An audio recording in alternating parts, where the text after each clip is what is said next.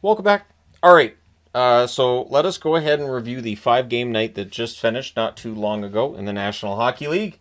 A little bit of clinching being done in the National Hockey League as the playoff picture gets clearer tonight. So we'll start things off talking about Minnesota in New York against the Rangers. Gustafsson versus Shesterkin. Early press by the Rangers. In fact, 3 minutes in, the shots are already 3-1 for New York. Zibanejad has a rush that's defended. 6 minutes into the period, the shots are 8-1 for the New York Rangers. So Gustafsson is holding his own early. Things get pushy on a hold by Gustafsson. We then get a power play for the Wild. And at 9 minutes, Nyquist on a failed clear. It's a tic-tac-toe play. Nyquist finishes it. Zuccarello and Johansson with the assists. The Rangers press with 8 minutes left, and at 12:45, Schneider scores to tie the game, bearing a rebound. Vakanainen and Panarin with the assists. The Wild then press with 6.5 minutes left, and at 15 minutes, they would score to get the lead back. Brock Faber from Johansson and Gaudreau, it is 2-1 for Minnesota. Rangers look to respond. The Wild would press with 4 minutes left. It stays 2-1 Minnesota after 1. Second period, the Rangers press at a minute and a half. Panarin's denied from the slot. And then at 2:51, from a sharp angle, Keandre Miller scores. JT Miller and Borgen with the assists, so we have a 2-2 tie. Shots are 3-1 for the Rangers at 5 minutes. The Wild press 6 minutes in. Lafreniere has a rush chance, that saved. The Rangers press at 7 minutes, and at 7:21, Chisholm makes a mistake and puts it back on his own goaltender. Kreider grabs the loose puck and puts it in. So at 7:21, it becomes a 3-2 lead for the Rangers. Things then get pushy again on a hold by Gustafsson. The Rangers come out of that with a power play, and Minnesota scores on that. Johansson scores on a turnover rush. Nyquist and Faber with the assists at 9:50. So we have a 3-3 tie on our hands. Then there's a post for Brodzinski during that Rangers power play. That does end up being killed off. The Wild score. It's waived for goalie interference.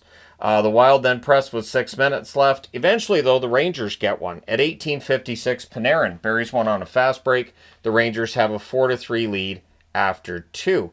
But third period, early on, 21 seconds in, Boldy hits a crossbar. That leaves a loose puck in the crease, and it's Rossi that puts it in. So Rossi from Boldy at 21 seconds ties the game at 4. Rangers press 5 minutes in. The shots are only 3 apiece at 9 minutes. Pretty quiet third period, comparatively speaking, to the ones that preceded it. We get a power play for the Wild. That becomes 16 seconds of 4-on-4. Then we have 25 seconds of a 5-on-3 for the Rangers. Everything gets killed off there. With 4:08 left, the Rangers get a power play. That's killed off. The Wild rush at the end of it. But we're going to overtime, tied at 4. The Rangers control early, and they don't give up the puck. 24 seconds in, Trocheck tips one in close. Panarin and Keandre Miller with the assists. It's a 5-4 overtime win for the Rangers. They go to 36, 32, and 7 and tie Montreal for that final playoff spot once again. Minnesota 41, 28, and 7, the exact same record as the St. Louis Blues, and pulling themselves a little bit further ahead of the teams below the playoff line. Shots on net, 18-7 Rangers in the first, 13-11 Rangers in the second, 7-6 Rangers in the third. They had the only shot of overtime. That's all they needed. Final shots, 39-24 for New York. Power plays, Minnesota 1 for 2, the Rangers 0 for 4. The hits, 24-17 Rangers. Gustafsson saves 34 out of 39. Shesterkin saves 20 out of 24. All right, next up, Washington and Carolina. And this is a new magnet I'm using. Punchy little Pokemon there that I guess it's a fighty Pokemon. I don't see. I got these Pokemon ones like years ago, and I was like, you never know. Someday I might want to use the punchy Pokemon, and there it is, because this was kind of a punchy game. So there you go. When the penalty minutes are over 100, I need to use the punchy guy. So Thompson versus Anderson, early press by the Canes. They're kept to the outside. Jankowski has a tip shot that saved. The shots are 4-0 Carolina at 4 minutes. Ovechkin has a shot that's blocked as the Caps press. Protas is denied on a 2-on-1 rush. And then at 6:14 on a turnover, Walker wires one pass to Screen to make it 1-0 Carolina. Canes look for another. The teams trade turnovers. We then get a power play for Carolina, and they score on it at 10 minutes and 11 seconds. Jackson Blake goes 5-hole from the left circle. Hall and Gostisbehere with the assists. It's 2-0 Carolina. Canes press with 8 minutes left. There's a delayed game call. The Canes with the power play here, and at 13:21, Jost buries a one-timer from the left circle. Gostisbehere and Aho with the assists. So Gostisbehere with a couple of assists in that first period. It's 3-0 Carolina. We then get a power play for Washington. That's killed off with 2:17 left. The Caps get a second power play. That leads to a shorthanded breakaway for Jankowski. He's denied there. It ends up then being 4-on-4. So to start the second period with the score 3-0 in favor of Carolina, Canes also have 1 minute and 22 seconds left on the power play. This is also where Thompson comes out, Lindgren goes in. So I've talked about how I don't know if Thompson's 100%. He was not on the bench either at that point in the game. So I really think Thompson's been dealing with an injury. So Lindgren goes in the second. Caps finish the kill to start that second period. Canes press at 4 minutes. The shots are 2-1 Washington, 5 minutes in. Canes press 6.5 minutes in. We get a power play for Carolina. That's killed off. And then at 9:27, Stankoven scores from Roslovic. He roofs this one from the slot to make it 4-0 for Carolina. Canes press with 8.5 minutes left. We get 2 minutes of 4-on-4. Things get pushy on a hold by Anderson. Shots are 8-5 Washington with 6 minutes left. The Caps press are kept to the outside with 1:33 left. The Caps get a power play. That becomes a 5-on-3, and they score during the 5-on-3. And, of course, it's Ovechkin from his spot. He has 3 more goals to go until he is the all-time goals leader. Chychrun and Strome with the assists at 19:26. But it's 4-1 Carolina after 2. Third period, the Canes start by killing off the rest of the 5-on-4. Shots are only 1 apiece at 3.5 minutes. There was no indication of what was about to come. Aho has a shot that's blocked. The Caps rush. We then get a power play for Carolina, and they score on it. Blake with the second goal of the game. Power play marker from Jarvis at 6:55. Just buries this one on a net drive. We then get a power play for the Canes, and things are getting punchy at this point. Wilson gets ejected. I really think Tom Wilson escalated this. Apparently he went over to the Canes bench and said to, my recollection is he said to Sebastian Aho, nobody's going to protect you, meaning that the entire Carolina Hurricanes roster is soft. I have talked about how not physical the Carolina Hurricanes are. This has been talked about in the playoffs too when they get knocked out and how, they're not able to fight through things. They're going to play Washington again. For that game, they may want to consider bringing in somebody who can throw some punches and deal with the kind of physicality they had to deal with tonight. Because this escalated. There was and I hate to call it a fight between McMichael and Chatfield. It was more of a mugging. And it sent a bad message of, going after star players. And I don't like it. It's the side of hockey that's kind of ugly. The boxes fill up. I do wonder if the NHL is going to have some words for both of these teams, because this is the kind of situation that can explode the next game out, especially when they're in the same division and they're going to see each other again very quickly after this game. So there are a lot of penalties. We end up with 142 penalty minutes in this game. Carolina wins 5-1. They go to 46-24-4 with the win. With the loss, Washington 48-18-9. And what all of the violence in that third period covers up, the Capitals have not looked good for weeks.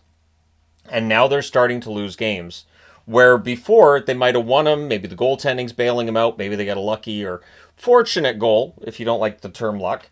But yeah, Carolina wins this one. The shots on net, 12-5 Carolina in the first, 12-6 Washington in the second, 13-4 Carolina in the third. Final shots, 31-21 for Carolina. Power plays, Washington 1 for 4, Carolina 3 for 8.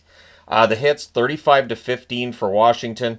Thompson, 9 saves on 12 shots. Lindgren saved 17 out of 19. And Freddie Anderson, 20 saves on 21 shots. So we'll see if anything happens before the next matchup between these teams. This is where I would like to see the league just send out a memo and say, look, you guys had a really physical game. It's great. Fans love this kind of action, but we'll be keeping our eye on the next one, and any kind of predatory behavior will get some extra attention from Department of Player Safety, because I am worried about the next one and how that could go. All right, next up, Florida and Toronto. Bobrovsky versus Stolars. Schmidt has a rush chance that's saved. Shots are 2-1 Florida at 3 minutes. I'm going to let you guys know, after all this craziness, the rest of tonight's kind of boring in relation. So McMahon to Nylander, there's a near miss there. The Leafs press at 6.5 minutes. Shots are 6-3 Toronto at the half. The Leafs press with 9 minutes left. The teams trade rushes with 3:57 left. The Leafs get a power play. And then with 1:28 left, the Panthers get a power play. So there's no scoring in the first. The Panthers power play rolls over into the second period. The Leafs finish the kill. Panthers press after it ends, and at 1:03 they score. Forsling with a one-timer from the high slot. Reinhart and Bennett with the assists. It's 1-0 Florida. Leafs look to respond. Domi gets denied on a rush. Panthers press at 6 minutes. Shots are 4-2 Florida at 7.5 minutes. Panthers press with 9 minutes left. And then at 11:31, Tavares tips one in. Nylander with the assist. Toronto ties the game at 1. Samoskevich then has a net drive that's held. Greer has a net feed that's picked off. The Panthers press with 4.5 minutes left. More pressure by Florida in the final minute, but it's 1-1 after 2. Third period, early press by Toronto. Nylander has a shot that's deflected wide. Teams trade turnovers. Shots are 3-1 for the Leafs at 3.5 minutes. The Panthers press at 7.5 minutes. The Leafs get pinned down, but they're blocking the path to the net pretty well at this point. And then at 10:50, Marner wires one from the right circle to give Toronto a 2-1 lead. Matthews and Nyes with the assists. Samoskevich then has a near miss as Florida's looking to answer. Toronto clears it out after that. Mikkola gets robbed from the doorstep. Shots are 8-5 Toronto with 6 minutes left. And at 15:09, Nyes goes backhand on a fast break. Marner and McCabe with the assists. So suddenly Toronto's got a 3-1 lead. But with 3 minutes left, Florida gets a power play. And they score on it. And I'm sure that a lot of Leafs fans watching were like, of course they're going to score on it. At 17:22, Toronto does not do anything the easy way. But at 17:22, Reinhart roofs one from the slot. Samoskevich and Jones with the assists. So the goalie pull happens with 2:20 left. And honestly, Toronto did a pretty good job of defending and closing out the game. They win 3-2. They go to 46-25-4. For the Florida Panthers, they're 44-27-4. So now they're 4 points behind Toronto. Toronto's in first place in the division. They could win it and maybe get Ottawa in the first round. I would like that very much. Thank you very much, please. Shots on net, 11-7 Toronto in the first, 16-5 Florida in the second, 10-8 Toronto in the third. Final shots 31-26 for Florida. Power plays 1 for 2 for the Panthers, 0 for 1 for Toronto. The hits 39-25 for Florida. Burakovsky is playing for Seattle. Bobrovsky, 23 saves on 26 shots. I caught it. Stolarz, 29 saves on 31 shots at the other end. Of course, Barkov did not play in this game. We know Tkachuk's hurt. We know Ekblad's out with a suspension. But Florida just hasn't looked like themselves for a couple of weeks now. And I would think there might be some reason for concern, at least a little bit of concern about Florida's play as we get set for playoffs. I don't know. Let me know your thoughts. All right, next up. Colorado and Chicago. Wedgwood versus Knight. And what do I keep saying about Chicago? You cannot trust Chicago with a lead. So the lone shot on net belongs to Chicago at 2.5 minutes. The Avs score, but that goal's offside, so that comes off the board. Teams trade rushes. There's a near miss for Jack Drury in close. The shots are 3 apiece at 7.5 minutes. The Hawks press with 9 minutes left. Drouin has a near miss from in close. We then get a power play for Colorado, and Chicago scores on it. It is Mikheyev roofing one via a 2-on-1 rush. Nazar and Murphy with the assists at 14:39. That's the 18th goal of the season for Mikheyev. Where did that come from? The Hawks finished the kill. There were 2 shots for Colorado during the power play. Veleno to Sligert. There's a near miss at the net. Avs press to close it out. It's 1-0 Chicago after 1. Second period. Kaiser's robbed. The puck gets held. Then there's too many Hawks on the ice, so the Avs get a power play. There's a shorthanded rush chance by Foligno that saved. The power plays killed off. And I really thought the Avalanche looked awful at this point in the game. I was surprised at just how bad the Avalanche looked. The shots are 5-1 for Chicago at 8 minutes. And at 8:17, Murphy with a one-timer from the right circle makes it 2-0. Bedard and Del Mastro with the assists, so 2-0 for Chicago. The Avs press at the half. We get a power play for Colorado. Crossbar and out for Nelson during that. It's killed off. And then Knight holds a chance after the power play's done. The Avs press with 6.5 minutes left. Natchez is robbed from the doorstep. The Hawks press with 3 minutes left. And with 2:33 left, the Hawks get a power play. That's killed off. No shots on net. It did not help their momentum. And things are pushy at the horn. It's 2-0 Chicago after 2. Third period. Early press by the Avs. They end up drawing a power play. That's killed off. The Hawks rush after it's killed. The Hawks press at 5.5 minutes. Donato has a wraparound chance to save. The shots are 3-2 Chicago at 6 minutes. To this point, Colorado still looks mostly comatose out there. Natchez gets shaken up at his own net. He just ran into the backside of Frank Nazar, so he was out for a bit. I mean, it strained his neck, and I thought maybe a concussion spotter just wanted to, run some tests or, go to the quiet room. I don't know. He did come back into the game, though. So the Avs press at 9 minutes, and at 9:17, Makar wires one short side. You knew this was coming. McKinnon and Nichushkin with the assist. The Avs then look to tie it. There's a press by Colorado with 8 minutes left. We get a power play for Chicago. That's killed off. With 3:42 left, Chicago goes back to the power play. That's killed off as well. So the goalie pull happens with 1:20 seconds left. The Avs call a timeout with 18.4 seconds left, and whatever they discussed works. At 19:48, Natchez puts in the point shot that had gone past a screen. It's a double deflection. Makar and Nichushkin with the assists. It's 2-2. We're going to overtime. In the overtime, the Avs controlled early. Rinzel had a net feed that was picked off. Vlasic has a rush chance that's held. And if you're a Chicago fan, the good news is that in the overtime, a lot of the time, it was the young guys that are out there. These kids, once they figure it out, this Chicago team's going to be dangerous. But we go to the shootout. In the shootout, it's Arturi Lehkonen that gets the winner. Colorado survives a bit of a scare. They win 3-2 in a shootout. They go to 46-26-4 with the win. With the shootout loss, the Chicago Blackhawks 21-44-10. So now they have 52 points on the season. Shots on net, 8-7 Colorado in the first, 8 apiece in the second, 13-7 Colorado in the third. In the overtime, both teams had 2 shots. Overall, the shots are 31-24 for Colorado. Power plays, Colorado 0-4, Chicago 0-3. The hits 25-19 for the Avs. Wedgwood 22 saves on 24 shots. Knight 29 saves on 31 shots. All right, last game of the night, and it's Seattle against Vancouver. I will agree with Vancouver media a little bit. Trying to think of who it was I saw say that the Canucks tonight played like they know it's over. Decord versus Demko. Early Sherwood chances held. We get a power play for Vancouver. There's a shorthanded chance for Beniers. He fires wide. That power play's killed off. The Canucks go back to the power play. That's killed off as well. The shots are 6-2 Vancouver at 8 minutes. Wright has a rush chance. That's saved. The Canucks press with 9 minutes left. We get a power play for the Kraken. That's killed off.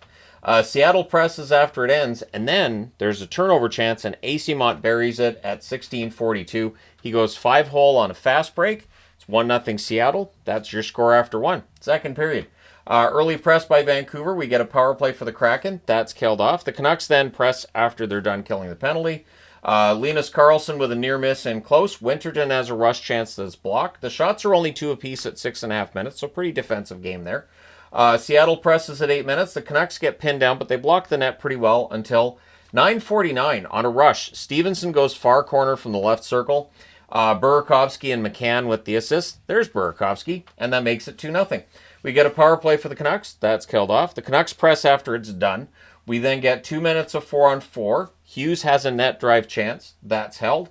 And then at 16 minutes, Shane Wright puts the puck exactly where Stevenson did. It's the same goal from the left circle, far corner. There you go. So maybe that's where Demko's seen as being a bit weak at this point. But right from McCann and Dunn. I just thought it was odd that there are 2 goals back-to-back and they're in the exact same spot from the same spot by 2 different players on the same team. It's now 3-0 for Seattle. Beniers nearly adds 1, and it looked to me like he was aiming for the exact same goal that the other 2 guys had. He just misjudged it, or the puck rolled on him. Canucks press to close it out, but it's 3-0 Seattle after 2.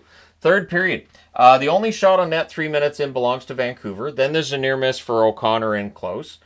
Things get pushy on a hole by Demko, so we have 4-on-4 coming out of that. Shots are 2 apiece at 7.5 minutes, and at 8:55, Burakovsky goes sharp angle on a rush to get a goal to make it 4-0.